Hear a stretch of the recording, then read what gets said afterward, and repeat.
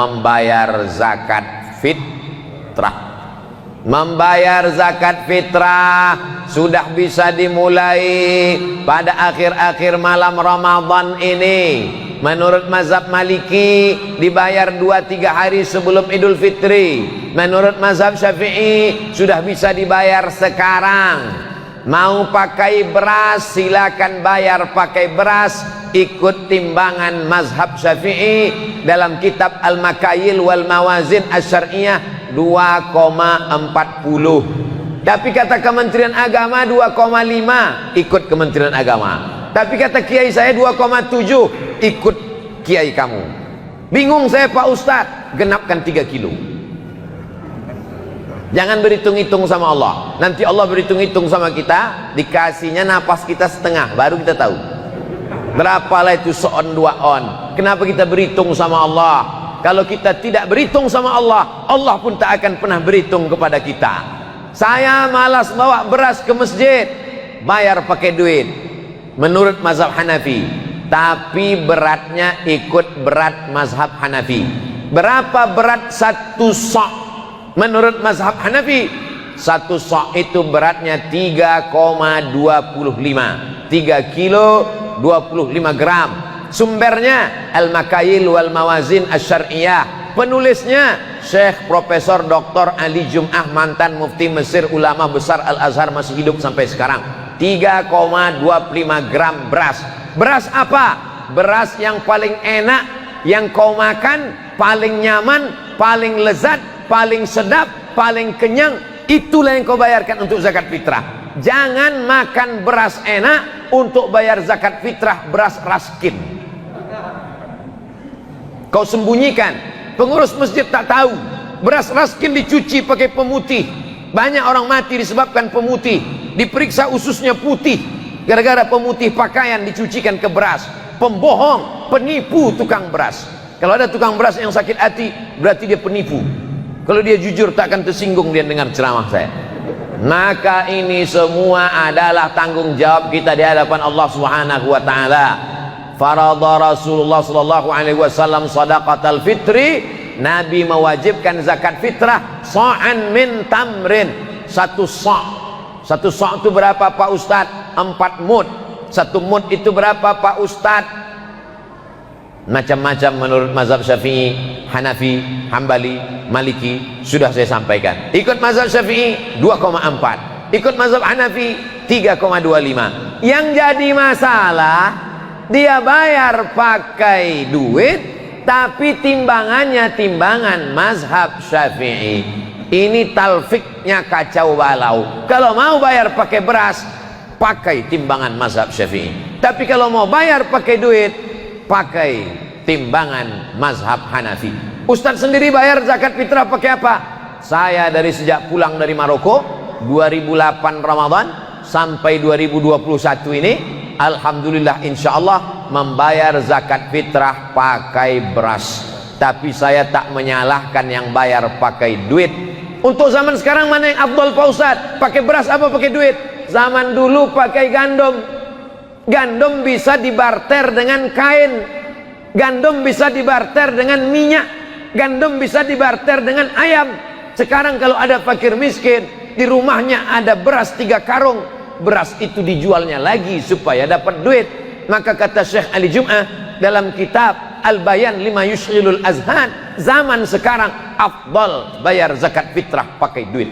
Kenapa? Karena orang kaya kalau berasnya banyak, tak bisa beras itu dipikulnya ke mall untuk beli celana. Maka pasti beras itu dijualnya murah, ujung-ujungnya dia mau mencari duit. Langsung saja bayar pakai duit, tapi beratnya menurut mazhab Hanafi. Yang mau bayar pakai beras, beli beras ke warung, masukkan ke plastik hitam 10 bungkus. Anak saya, istri saya, cucu saya, menantu saya, ponakan saya, tetangga saya. Bagus bayarkan orang. Jangan bawa duit dari rumah, tidak mau membungkus beras, tidak mau beli beras, tidak mau bawa beras dari rumah, bawa duit sampai ke masjid baru beli beras. Berasnya cuma setumpuk sebungkus. Aku beli beras ini dengan harga 25.000 tunai. aku bayarkan untuk aku tunai, aku beli lagi tunai, untuk biniku tunai, aku beli lagi tunai, untuk anakku tunai, untuk anakku tunai, cucuku tunai, menantuku tunai, lama-lama koyak, habis. Kalau beras sudah kau bayarkan zakat fitrah, maka pemilik beras ini berarti 8 asnaf.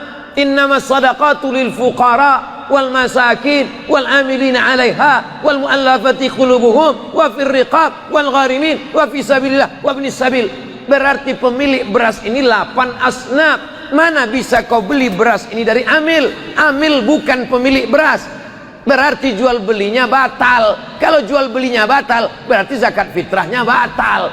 Lalu bagaimana dengan zakat fitrah kami tahun-tahun lalu? Apa boleh buat? Banyak-banyak istighfar lah. Tahun ini jangan dibuat lagi. Kalau mau bayar pakai zakat fitrah, pergi ke warung, beli beras, masukkan ke plastik. Berapa di rumah? Suami, istri, anak, cucu, menantu, 5 bungkus, bayarkan. Tidak mau bayar pakai beras, bawa duit, bayar pakai duit. Ini tentang masalah zakat fitrah. Membayar zakat fitrah ini waktunya 2. Ada namanya waktul jawaz, ada namanya waktul wujub. Waktul jawaz boleh membayar zakat fitrah sekarang. Pembayaran zakat fitrah sudah dibuka, boleh sekarang. Tapi ada namanya waktul wujub, waktu wajib. Kapan wajib membayar zakat fitrah? Petang malam Idul Fitri, tenggelam matahari Ramadan petang, terbit hilal Syawal, azan maghrib, itulah waktu wajib membayar zakat fitrah. Sampai kapan? Sampai khotib naik mimbar. Jadi kalau petang maghrib di Palembang jam 6, besok khotib naik mimbar jam 7, jam 6 ke jam 6 12, tambah jam 7 1 jam, berarti wajib membayar zakat fitrah selama, tak nyambung ceramah. Kalau tenggelam matahari di Palembang azan maghrib jam 6, besok khotib naik mimbar jam 7, berarti wajib membayar zakat fitrah selama 13 jam. Waktu membayar wajib zakat fitrah. Siapa saja yang hidup selama 13 jam wajib membayar zakat fitrah. Jadi siapa yang tak mau bayar zakat fitrah, meninggallah jam 5.30. Siapa saja yang hidup selama 13 jam itu, maka dia wajib membayar zakat fitrah. Anak dalam kandungan, ibu mengandung 9 bulan 9 hari kurang 12 jam. Apakah anak yang dikandung ini wajib dibayarkan zakat fitrahnya? Tidak, selama dia tak keluar selama 13 jam. Bagi siapa yang tak mau bayarkan zakat fitrah anak, bisikkan ke dia, jangan kau keluar selama 13 jam ini. Mau lahir dia maghrib tuh, stay on my perut, besoklah kau keluar. Begitu khotib naik mimbar, Allahu Akbar, Allahu Akbar, alhamdulillah, tak jadi bayar zakat fitrah.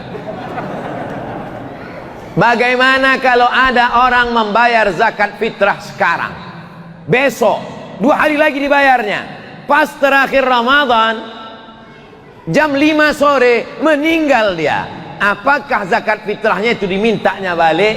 Tidak. Bagus, sudah terbayar sebagai sedekah, mudah-mudahan menjadi amal jariah, mengalir pahalanya, dimakan fakir miskin, ikut melapangkan kuburnya, terang alam barzahnya. Ini semua adalah amalan-amalan kebaikan. Amal ketiga, 10 terakhir Ramadan membayar zakat fitrah. Amal yang keempat, walitukmilul iddata, sempurnakanlah bilangannya. Bagaimana cara menyempurnakan bilangannya? Maka ditengoklah ke awan pakai teropong, harga teropongnya 50 juta, dipasang di atas gedung paling tinggi di kota. Sejak dibeli sampai sekarang tak pernah nampak anak bulan. Asal dipasang teropong yang nampak gaji 13 untuk menengok anak bulan. Nama anak bulan itu hilal.